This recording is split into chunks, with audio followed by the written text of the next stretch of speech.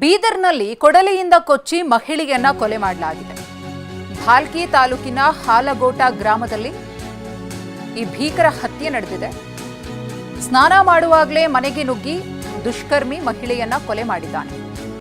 ಕೈಲಾಶ ವೈಜಿನಾಥ ಎಂಬಾತನಿಂದ ಕೃತ್ಯ ನಡೆದಿರುವಂತಹ ಶಂಕೆ. ಘಟಕ ಚಿಂಚೋಳಿ ಠಾಣಾ ವ್ಯಾಪ್ತಿಯಲ್ಲಿ ಪ್ರಕರಣ ನಡೆದಿದೆ. ಹತ್ಯೆಯಾದಂತಹ ಮಹಿಳೆ ಅನಿತಾಳನ್ನ ಕಳ್ಕೊಂಡು ಕುಟುಂಬಸ್ಥರ ಕಣ್ಣೀರು.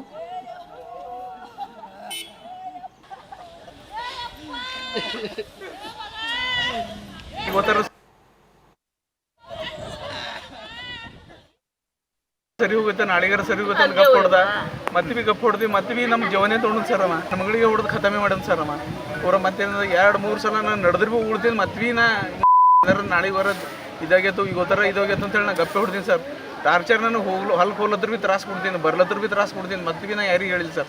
ಮತ್ತೆ ನನ್ನ ಸಮಾಧಾನ ಸರಿ ನಾವು ಈಗ ಥರ ಇದಾಗೈತು ಬುದ್ಧಿ ಬಂದದ್ದು ಆಗೋಥರ ಅಂತೇಳಿ ಮತ್ತೆ ತಿಳಿಸ್ ಸರ್. ಒಟ್ಟು ಅವ್ನಿಗೆ ಏನು ಬಂದಿಲ್ಲ ಜೀವನೇ ತೊಗೊಂಡು ಸರ್. ಏನು ಯಾವ ವಿಚಾರ ಎದ್ರ ಸಲಕ್ಕೆ ಏನಿಲ್ಲ ಸರ್, ಅವನದು ನಮ್ಮದು ಸಂಬಂಧ ಏನಿದ್ದಿಲ್ಲ ಸರ್.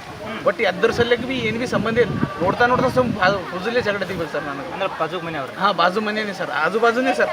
ಒಂದೇ ದೊಡ್ಡಾಗಿದ್ದೇವೆ ಸರ್. ಬಾಜು ಸುಮ್ಮನೆ ಕಿರಿಕಿರಿ ಅದಕ್ಕೆ ಏನು ಮಾಡೋದ ಅಂತ ಹೇಳಿ ಮತ್ತೆ ನಾ ಸಹನ ಶಕ್ತಿ ತೊಗೊಂಡು ಸರ್. ಮತ್ತೆ ಅವ ನಮಗೆ ಮರ್ಡ್ರೆ ಮಾಡೋದು ನಾನು ಹೇಳ್ತೀವಿ ಸರ್.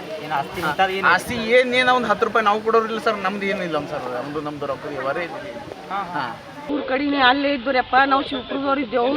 ನನ್ನ ಮಗಳಿಗೆ ಅಲ್ಲಿ ಊರಾಗ ಕೊಟ್ಟಿದ ಬಚ್ಚಲಾಗ ಮೈ ತಗೊಳಂತ ಅಂತ ಹೋಗ್ಯಾನ ಕೊಡ್ಡಿನೇ ಇಳಿಸ್ಯಾನಂತ ಈ ಕತಿ ಆಗ್ಯದಪ್ಪ. ನನ್ನ ಮಗು ಜರ ಫೋನ್ ಹಚ್ತೀವಿ, ಇವತ್ತು ಪೂರ ಕಲೆಶಗಳ ಫೋನೇ ಹಚ್ಚಿಲ್ಲ. ಇಟ್ಟು ನೋವು ಬತ್ತಾಗ್ಯದ. ಹಾಗೆ ಶಿಕ್ಷೆ ಮಾಡಿದೆವು, ಕೇಸ್ ಮಾಡಿದೆವು ಹಾಟ್ಯನ ಮೇಲೆ. ಹಾಂ, ನೋಡಾರ ಅಂದ್ರು ಗಪ್ ಹಿಡ್ದೆವು.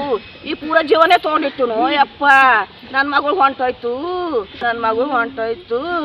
3 ಸಲ ಜಗಳಾಡ್ರಿ. ಹೊಲಕ್ಕೆ ಹೊಲದಾಗ ಏನದ ಅಲ್ಲಿ ಎತ್ತುವ ಬಂದು ಇಲ್ಲಿ ಎತ್ತುವ ಬಂದು ಅಂತ ಜಗಳ ಆಡ್ಕಿಸಿನ 2 ಸಲ ಬಂದ್ ಕಿಸಿನ ಜಗಳ ಆಡ್ಯಾನ್ರಿ.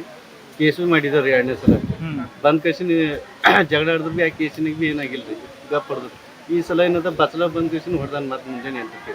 ಇವ್ರು ಮುಂಜಾನೆ ಹುಡುಗರು ಸ್ಕೂಲಿಗೆ ಹೋಗ್ಯಾರಿ. ಇವ್ರು ನಮ್ಮ ತಮ್ಮ ಇದ್ರು ಹೊಲ್ಕಡೆ ನಾಷ್ಟ ಮಾಡಿ